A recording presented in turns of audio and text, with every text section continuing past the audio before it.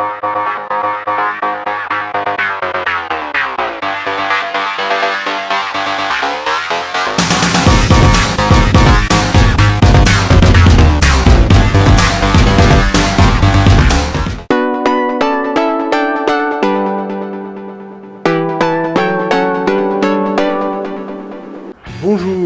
nous voici de retour dans le monde réel, car je vais utiliser la matrice que l'on avait déjà vue dans le tuto Shape Generator. Donc ici, voilà celle-là, la matrice, 20 pixels en ligne sur 15 000. Donc pour faire un pixel mapper, je sélectionne mon groupe, j'ouvre la fenêtre Effect, j'appuie sur plus et j'appuie sur Pixel Map Effect. Ici, le cadre représente la matrice que l'on avait fait dans un précédent tutoriel. Donc la première chose à faire, ça va être de sélectionner un élément, par exemple la roue ici. Je peux utiliser donc ici l'opacité, un paramètre d'opacité, la position X, la position Y, la largeur et la hauteur de l'élément, et sinon si je veux les deux, voilà, j'ai le zoom comme ça, j'agrandis mon élément pour qu'il prenne toute la taille de la matrice. Je peux évidemment lui donner une rotation. Et après, suivant les éléments, on a plusieurs paramètres qui se rapportent à l'élément. On peut augmenter la largeur des pales, le nombre de points. Donc là, je vais avoir plusieurs pales, et puis l'épaisseur ou pas.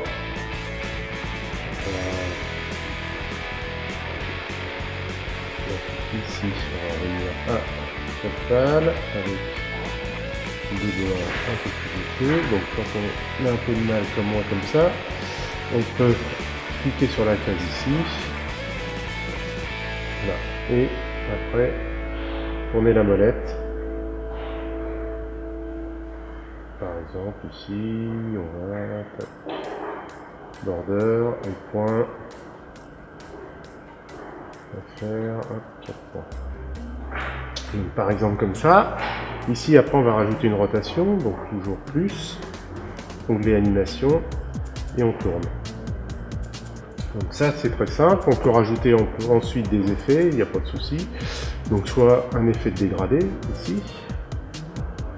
Donc soit les dégradés en ligne, pour le supprimer on appuie sur la petite poubelle, plus soit le dégradé en cercle.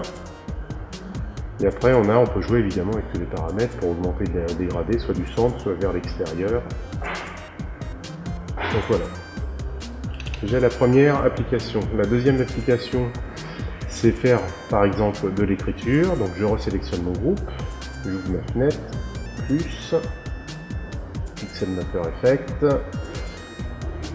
et là je sélectionne mon petit onglet écriture ici. On va prendre, hop, donc ici pour que ce soit lisible, juste 3 lettres. Backspace, je retire tout, j'appuie sur Shift pour avoir les lettres majuscules. J'appuie sur Shift. Donc A, V, O, ici, donc AVO, voilà. Je peux faire la position de départ ici avec ma molette. Donc par exemple, je vais partir ici, alors qu'on ne voit pas du tout. Donc par exemple à moins 50, on ne voit pas du tout ma lettre. Et pour me déplacer, il suffit maintenant que j'appuie sur plus et l'animation déplacée. Donc là, les lettres se suivent. Pour donner un petit espace entre les lettres, c'est ici Spawn Rate. Je descends mon paramètre. À moins 2, on a une apparition. Nous voici de retour dans le monde virtuel. Afin de vous montrer le Pixel Mapper avec de la couleur, j'ai recréé la même matrice mais avec des sources RGB. Il suffit ensuite de reprendre la même méthodologie. Je sélectionne mon groupe, plus, je vais sélectionner Pixel Mapper et on peut désormais au niveau de base ici ajouter une couleur de fond. Hop. Voilà, pour mieux visionner, je vais ouvrir ma fenêtre donc Pixel Mapper Preview ici. Je sélectionne ensuite mon premier layer. Ici, je vais lui donner une autre couleur, on va dire par exemple un ambre, ici,